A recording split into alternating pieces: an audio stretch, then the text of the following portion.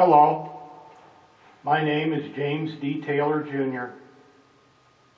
I am a well-published independent research scholar with an academic press in New York. I was recently awarded an associated fellowship with the Royal Historical Society, University College London, for my academic literary contributions to early English historical literature. In July 1553, Mary Tudor took the throne from the young and innocent Jane Grey after only 9 days as queen, leading England into the bloodiest reign of its history. In late November 1553, individuals secretly met to discuss the removal of Mary Tudor from the throne after her announcement of her marriage to Philip of Spain. Recent historians often cite the marriage as the only reason for the rebellion, but it is much more complicated and covered in greater detail in my book. Thomas Wyatt found himself the leader of a rebellion set to begin in March of 1554. Thomas Wyatt the Younger was son of Thomas Wyatt the Elder, who receives partial credit for introducing the sonnet into English literature later refined by Shakespeare. There is some evidence that could suggest the foundation for Thomas Wyatt the Younger's hatred of the Spanish began in 1527, when his father was captured outside Rome and threatened by the Inquisition. Jane Grey's father, the Duke of Suffolk, would lead forces from the north. Edward Courtenay, Nicholas Throckmorton, and Peter Carew would lead forces from the west, then converge and march into London to remove Mary from the throne and throw her in the Tower of London. But Peter Carew launched the rebellion in early January, prompting Wyatt to assemble his army. And in late January, they entered Maidstone to issue a proclamation against the English-Spanish alliance. Soon after, Wyatt and a small army arrived in Rochester and set up their artillery as others issued proclamations in other locations in England. Mary reacted quickly and dispatched her army to stop Wyatt with 500 whitecoats. As soon as they heard the advancing drums of Wyatt's forces at Barrow Green, the Queen's army attacked, and Wyatt's army retreated to Stumble. At Wortham Hill, both sides exchanged shots and arrows, wounding many on both sides, and Wyatt's force was scattered, but there are no records of fatalities.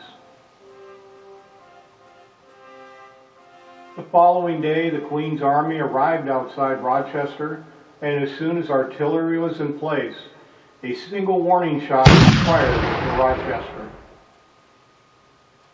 Immediately after, a captain of the Queen's army betrayed the Queen by surrounding her army within another 500 of her own army, who were now traitors. Overpowered, the Queen's captain stepped aside as the traitors approached Wyatt to join his army. Wyatt rejoiced at the welcome addition with many handshakes, as Wyatt and the captain exchanged hand salutes.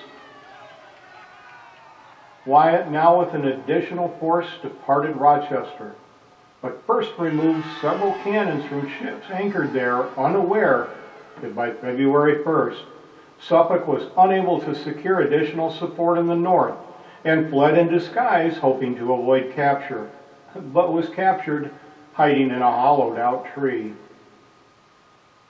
Carew fled to France, and Courtenay and Throckmorton abandoned the plan or did not participate at all. Meanwhile, Queen Mary rallied the citizens of London with a rousing speech. Wyatt delayed his advancement into London for an unknown reason, which was his first tactical error, because it allowed her forces to gain strength after her speech. On February 3rd, Wyatt arrived at the foot of the London Bridge to find most of the bridge removed, and the following evening, by torchlight, they removed a wall from a nearby home to fill the missing section of the bridge. Wyatt returned later that evening at about 11 o'clock, after most of the commotion had settled down on the London side, and by the light of flickering torches, he advanced across the bridge as quietly as possible. He found the porter in a state of slumber, and his wife accompanied by several others awake and warming themselves around a small pile of coals. They were startled and surprised to see Wyatt, who quickly responded to their surprise.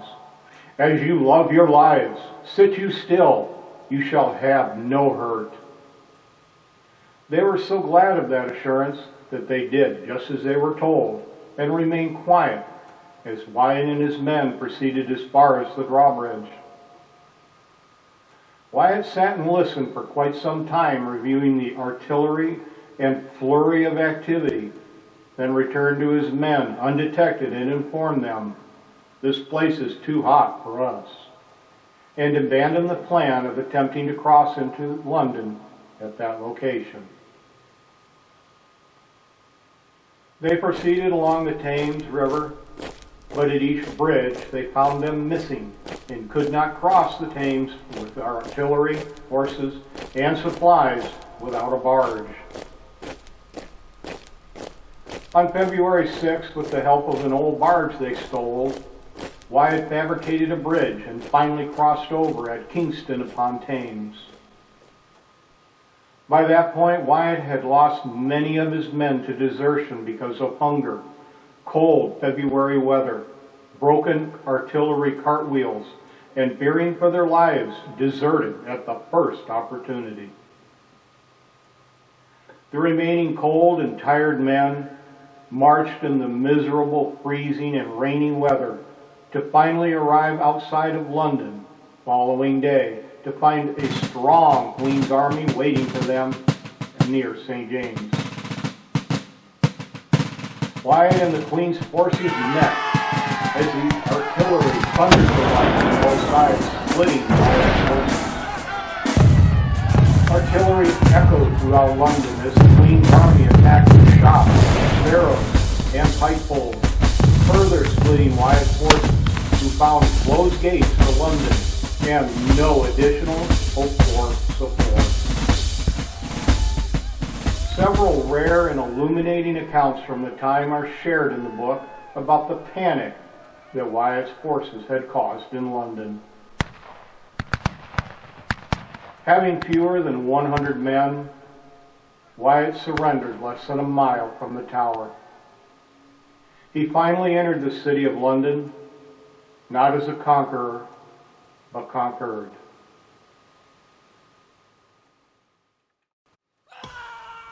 The number of the executions of the rebels that followed was in the hundreds, and history has probably recorded only about half to two-thirds of all those who suffered with the wrath of Queen Mary for their involvement.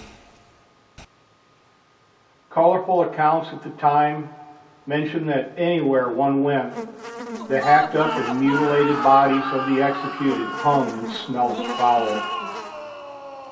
It is understandable how Mary earned her monkey-ear of Bloody Mary.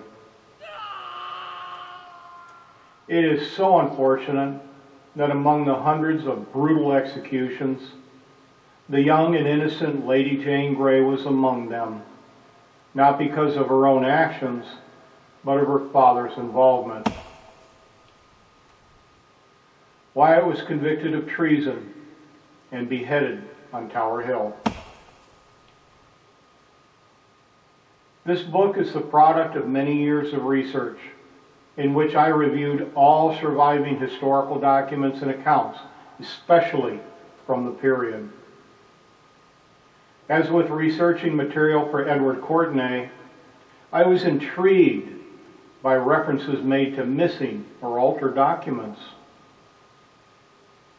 The most valuable resources are those from the period of Wyatt's lifetime and immediately thereafter, such as the account recorded by John Proctor, who was a schoolmaster from Tunbridge Wells and published the events of the rebellion the following year.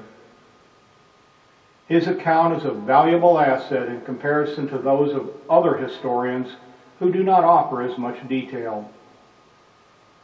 One additional account that was especially useful is provided by Raphael Holinshed, whose chronicles offer a rare and detailed account of a complete court trial of one of the conspirators.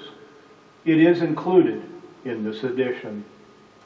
Neither of these references are used in recent biographies.